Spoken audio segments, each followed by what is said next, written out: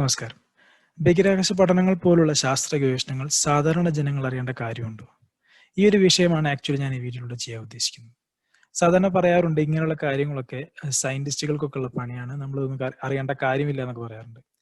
പക്ഷേ സാധാരണ ജനങ്ങളും ഇങ്ങനെയുള്ള റിസർച്ചുകളെ വളരെയധികം ഇൻഫ്ലുവൻസ് ചെയ്യുന്നുണ്ട്.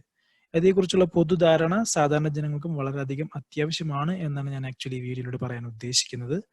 സോ നമുക്ക് വീഡിയോയിലേക്ക് കടക്കാം. My name is Lipin. Welcome to Sci-Roots.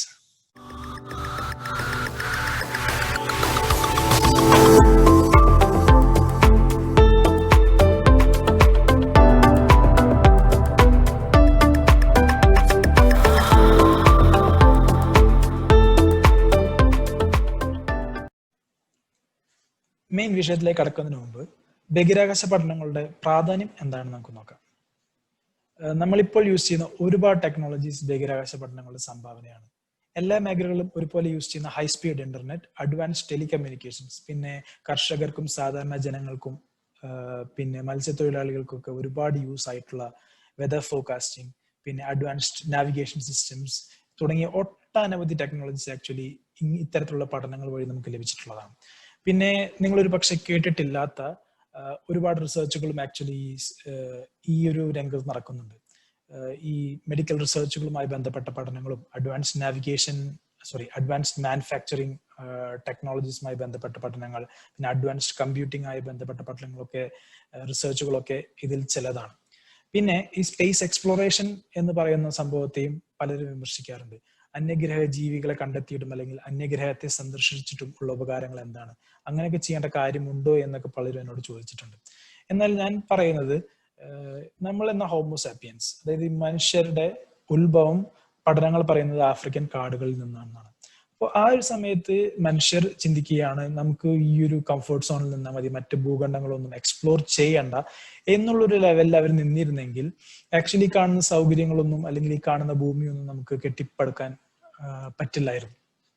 അപ്പോ അവരുടെ ഒരു ക്യൂരിയോസിറ്റി, എക്സ്പ്ലോർ ചെയ്യാനുള്ള ക്യൂരിയോസിറ്റിയും പാഷനുമാണ് ഇത്തരത്തിലുള്ള ഒരു ഭൂമിയായി മാറ്റാൻ ഉള്ള ഒരു കാരണം. പിന്നെ ഒരു സ്പേസ് ഏജൻസിയും അങ്ങനെ ഒരു മിഷൻ ചെയ്യുമ്പോൾ, അതായത് മറ്റ് ഗ്രഹങ്ങളെ സന്ദർശിക്കുന്നതോ അല്ലെങ്കിൽ അന്യഗ്രഹ ജീവികളെ കണ്ടെത്തുന്നതുമായിട്ടുള്ള ഒരു മിഷൻ ചെയ്യുമ്പോൾ ആ ഒരു കാര്യം മാത്രമല്ല അവിടെ നടക്കുന്നത്. അതോടുകൂടി തന്നെ നമ്മൾ ഒരുപാട് ക്രിട്ടിക്കൽ ടെക്നോളജീസ് കൂടി കണ്ടെത്തുന്നുണ്ട്. അപ്പോൾ ആ ഒരു ലക്ഷ്യം മാത്രമല്ല, ആ ലക്ഷ്യത്തിലേക്ക് നമ്മൾ എത്തിക്കാൻ വേണ്ടി നമ്മൾ യൂസ് ചെയ്യുന്ന കുറെ ഇന്നോവേറ്റീവ് ആയിട്ടുള്ള കാര്യങ്ങൾ പുതിയ പുതിയ ടെക്നോളജീസ് ആയിട്ട് മാറാറുണ്ട്. ഉദാഹരണത്തിന്, നമ്മളിപ്പോൾ എല്ലാ ഇലക്ട്രോണിക് ഉപകരണങ്ങളിൽ യൂസ് ചെയ്യുന്ന IC ചിപ്പ് ആദ്യമായി യൂസ് ചെയ്തത് ചന്ദ്രനിലേക്കുള്ള അപ്പോളോ മിഷനാണ്. അപ്പോളോ മിഷന് വേണ്ടിയായിരുന്നു ആക്ച്വലി IC ചിപ്പ് ഡെവലപ്പ് ചെയ്തത്. ആ ചിപ്പാണ് പിന്നെ ഇപ്പോൾ കൊമേഴ്ഷ്യലൈസ് ചെയ്ത് നമ്മൾ ഇത് എല്ലാ ഇലക്ട്രോണിക് ഉപകരണങ്ങൾ യൂസ് ചെയ്യുന്നത്. അപ്പൊ അങ്ങനെയുള്ള ഒരുപാട് ബെനിഫിറ്റ്സും ആക്ച്വലി ഇങ്ങനെയുള്ള പഠനങ്ങൾ വഴി നമുക്ക് ലഭിക്കുന്നുണ്ട്. ഓക്കെ, ഞാൻ ഇതുവരെ പറഞ്ഞത് ബഹിരാകാശ പഠനങ്ങളുടെ പ്രാധാന്യത്തെ കുറിച്ചാണ്. ഇനി ഞാൻ നമ്മുടെ മെയിൻ ചോദ്യത്തിലേക്ക് കടക്കുകയാണ്. ബഹിരാകാശ പഠനങ്ങൾ പോലുള്ള ശാസ്ത്ര ഗവേഷണങ്ങൾ സാധാരണ ജനങ്ങൾ അറിയേണ്ട കാര്യമുണ്ടോ, അല്ലെങ്കിൽ അതിന്റെ പ്രാധാന്യത്തെക്കുറിച്ച് സാധാരണ ജനങ്ങളിലേക്ക് നമ്മൾ എത്തിക്കേണ്ട കാര്യമുണ്ടോ? നമുക്കറിയാം, ഈ ലോകത്തിൽ ഭൂരിഭാഗം രാജ്യങ്ങളും സ്വീകരിച്ചിരിക്കുന്നത് ജനാധിപത്യ രാഷ്ട്രീയ നയമാണ്. അപ്പോ അവിടെ വികസന പദ്ധതികളും അല്ലെങ്കിൽ ഡെവലപ്മെന്റ് സ്ട്രാറ്റജീസും ഒക്കെ ആ ഒരു ജനങ്ങളുടെ ഇൻട്രസ്റ്റിനെ ബേസ് ചെയ്തിട്ടായിരിക്കും. എന്നാലാണ് അവർക്ക് നെക്സ്റ്റ് ടൈം അത് വോട്ടുകളായിട്ട് കൺവേർട്ട് ചെയ്യാൻ പറ്റുള്ളൂ. അപ്പോൾ ഒരു രാജ്യത്ത് 300 കോടിയുടെ ഒരു പ്രതിമ ഉണ്ടാക്കിയെങ്കിൽ അതിൽ ആക്ച്വലി ജനങ്ങളുടെ ഇൻട്രസ്റ്റ് ഉണ്ടായിരിക്കും. ഭൂരിഭാഗം ജനങ്ങളുടെ സപ്പോർട്ട് ഇല്ലാതെ അവർക്ക് അങ്ങനെ ഒരു സംഭവം ചെയ്യാൻ പറ്റില്ല എന്നല്ല, അല്ലെങ്കിൽ അവരത് ചെയ്യില്ല. അല്ലാതെ അവരുടെ ആ രാഷ്ട്രീയ പാർട്ടിയുടെ ലീഡറിന്റെ അന്ത്യാഭിലാഷം ഒന്നായിരിക്കില്ല അത്. എന്തായാലും അത് ഭൂരിഭാഗം ജനങ്ങളും അവർക്കത് അവരുടെ ജനങ്ങളുടെയും മനസ്സിലേക്ക് അത് കയറും, അവർക്കത് വോട്ടുകളിൽ കൺവേർട്ട് ചെയ്യാൻ പറ്റും എന്നുള്ളൊരു വിശ്വാസം ഉള്ളത് കൊണ്ടാണ് അവർ ആ ഒരു പദ്ധതി നടപ്പിലാക്കിയിട്ടുണ്ടാവുക.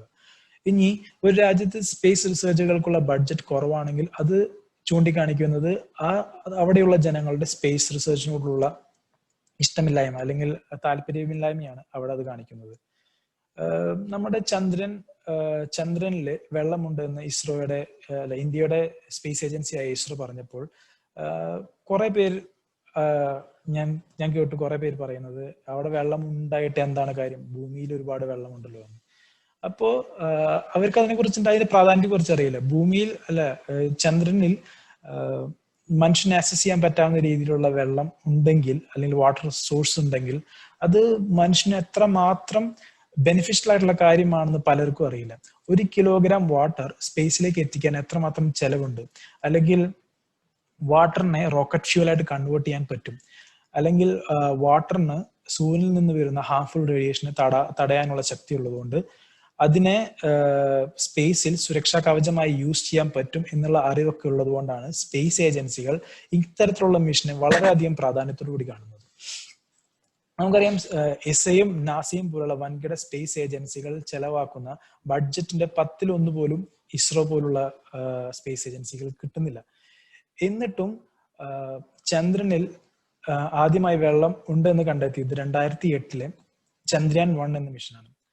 അപ്പൊ നിങ്ങൾക്ക് ഊഹിക്കാവുന്നേ ഉള്ളൂ ഇസ്രോ നമ്മുടെ ഇന്ത്യയിൽ എത്രമാത്രം നല്ല സയന്റിസ്റ്റുകളും സൗകര്യങ്ങളും കാര്യങ്ങളും ഉണ്ട് എന്ന്. കാരണം ഇത്രയധികം വൻകിട സ്പേസ് ഏജൻസികൾ ഉണ്ടായിട്ടും ആദ്യമായി കണ്ടെത്തിയത് ഇസ്രോ ആണ്.